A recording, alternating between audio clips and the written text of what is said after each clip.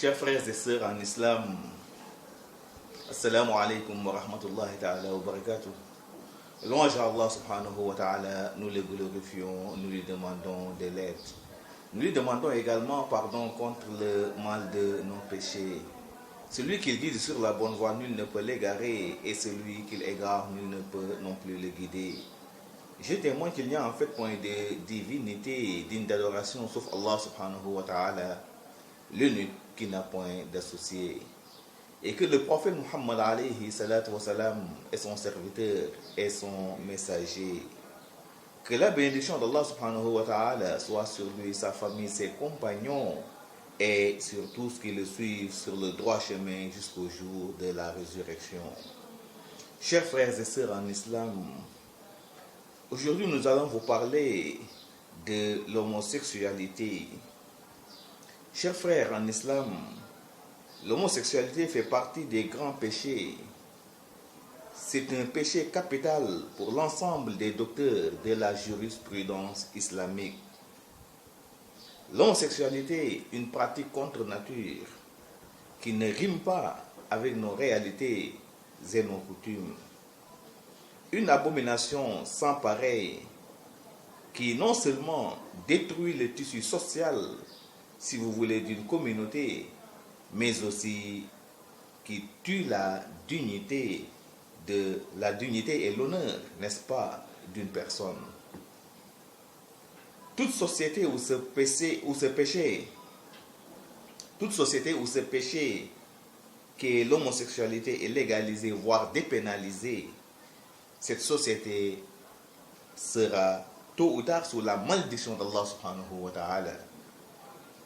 Le Coran nous relate l'histoire du peuple de Lut alayhi salam, lorsque certains d'entre eux s'adonnèrent à cette pratique, n'est-ce pas, malsaine, et refusèrent d'y renoncer malgré les mises en garde répétées par Allah subhanahu wa ta'ala. Que s'était-il passé?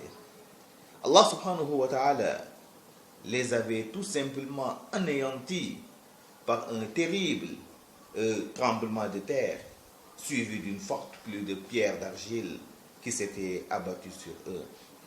Allah subhanahu wa ta'ala nous le dit dans le Saint-Coran. فَلَمَا جَاءَ أَمْرُنَا جَعَلْنَا عَلِيَهَا صَافِلَهَا وَأَمْطَرْنَا عَلَيْهَا حِجَارَةً مِّن سِجِّيلٍ. Allah nous dit subhanahu wa ta'ala, lorsque notre ordre fut lancé, nous avons renversé la cité sans dessus-dessous. Nous avons fait pleuvoir sur elle en masse des pierres d'argile pour l'anéantir.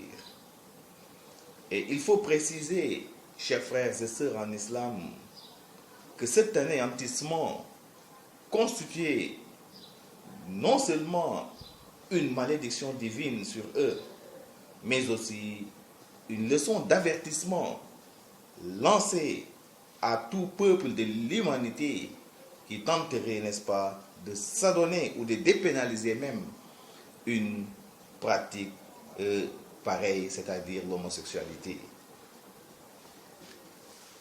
L'homosexualité, chers frères et sœurs en islam, est une abomination sans pareille qui tue la dignité de l'individu, affaisse sa personnalité et le réduit même à l'animalité. C'est un acte odieux, horrible, abominable, que le prophète Muhammad alayhi salatu wa salam redoutait le plus pour sa communauté. Il disait à ce propos, أَخْوَفُ مَا أَخَافُ عَلَيْكُمْ أَمَلَ قَوْمُ اللُّوطِ. Ce que je redoute le plus pour vous, ma communauté, est que vous commettiez l'acte du peuple, n'est-ce pas, de Lut alayhi salam, c'est-à-dire l'homosexualité. Allah subhanahu wa ta'ala a maudit à 3 reprises toute personne qui s'adonne à cette pratique horrible. Le prophète Muhammad alayhi salam nous dit, La'anallahu man amila amala qawmun Lut. Il nous dit que la malédiction d'Allah subhanahu wa ta'ala soit sur toute personne qui s'adonne à l'acte du peuple de Lut alayhi salam, c'est-à-dire à l'homosexualité. Chers frères en islam, on a rapporté dans la tradition islamique que lorsque deux hommes s'adonnent à l'homosexualité, le trône s'agite par crainte du courroux d'Allah subhanahu wa ta'ala. Les cieux semblent trembler sur terre, mais les anges, n'est-ce pas, les tiennent, si vous voulez, par leur extrémité en récitant la sourate Ayatul Kursi, c'est-à-dire la sourate, Ikhlas.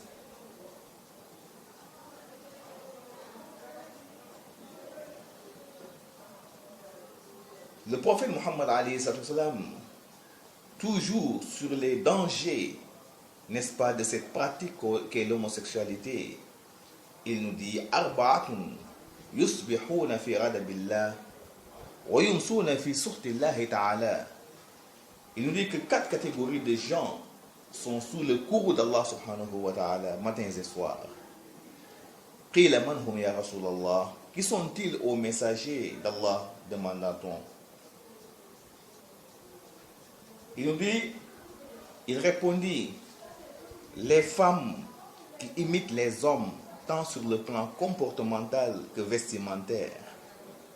Les hommes également qui imitent les femmes tant sur le plan comportemental que vestimentaire. Celui qui entretient des relations sexuelles avec une bête est celui qui s'adonne à l'homosexualité. Il nous dit que ces 4 catégories de gens sont sous le courroux d'Allah subhanahu wa ta'ala matins et soirs. Chers frères et sœurs en islam, c'est ce qui s'adonne à l'homosexualité seront tous sous la malédiction d'Allah subhanahu wa ta'ala au jour dernier. Allah subhanahu wa ta'ala ne les regardera même pas et il va les priver, n'est-ce pas, de sa miséricorde. Pour juste vous dire le danger qu'il y a dans cette pratique abominable. Donc, chers frères et sœurs en islam, nous lançons un appel à tous les croyants, en particulier la jeunesse, de ne jamais tenter de s'adonner à cette pratique horrible, sinon leur vie sera tout simplement détruite, voire compromise, et au jour dernier, ils vont le regretter très amèrement auprès de leur Seigneur Allah subhanahu wa ta'ala. Le prophète Muhammad alayhi salatu wa salam nous dit, si l'homosexuel meurt sans se repentir à temps, il sera transformé dans sa tombe en un cochon. Anna l'utiya iza mata min ghayri tawba fa innahu yumsahu fi qabrihi hinzira. Il nous dit que si l'homosexuel meurt sans se repentir de façon sincère, il sera transformé dans sa tombe en un cochon.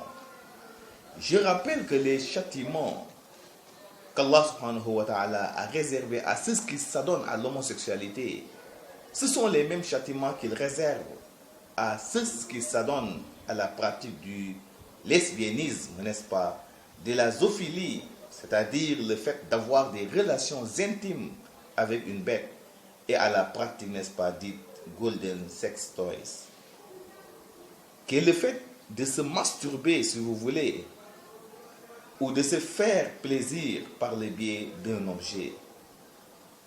Tout cela, chers frères et sœurs en islam, constitue des pratiques malsaines que l'islam qualifie d'actes, n'est-ce pas, contre nature, voire abominables, que le croyant doit éviter pour récolter le succès auprès de son Seigneur Allah subhanahu wa ta'ala au jour dernier.